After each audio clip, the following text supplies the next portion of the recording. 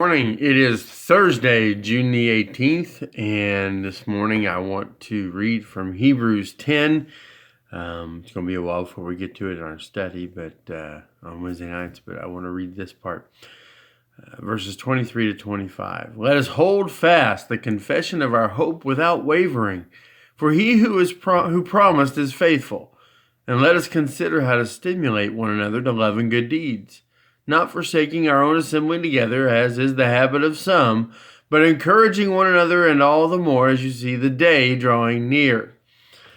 Now, this section is usually used by preachers and teachers out there to motivate people not to miss church services. And there's nothing wrong with that, because it's exactly what it's telling you to do. I want to look at it from a slightly different perspective this morning, as never forgetting what your mission is. That God has given you a life that you need to seek to serve Him with. When we talk about verse 24, where it says, consider how to stimulate one another to love and good deeds, the idea is that we are to constantly be encouraging one another to serve and do the things that are important. I'm reminded, one of my favorite movies growing up was Dead Poets Society with Robin Williams. And there's a scene early in the movie when he's teaching the boys and just starting to get in with them. This is the very beginning of the movie. And he takes them all to the trophy case where there's pictures of people from 30, 50, 80 years ago.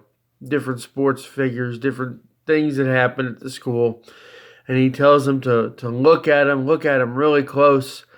And he will, he'll hear them, that they will hear them speaking to them from the great beyond. And he gets up there and he begins to whisper to them in the back of their minds, carpe diem, over and over again, seize the day.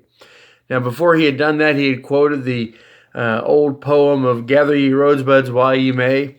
And the entire thing was to really get these young men excited, these young boys excited about their potential and the future that they had and the work that they had left to do and the things that they could accomplish.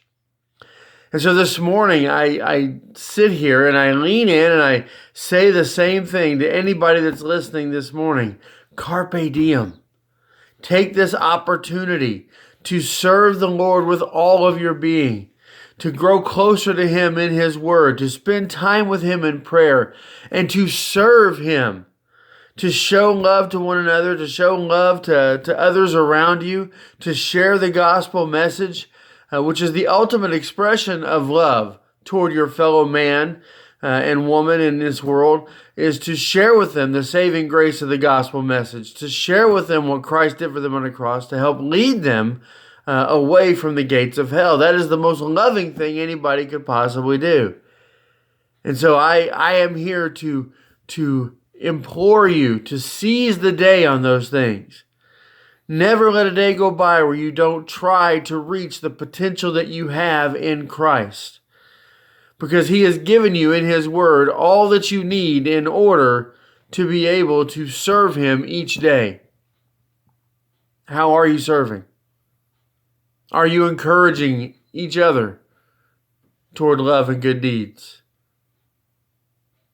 I hope that you find yourself doing this, that you find yourself doing well in your service. If not, there's no time like the present to get your butt in gear and to get started. I hope you have a great day, and we'll see you tomorrow.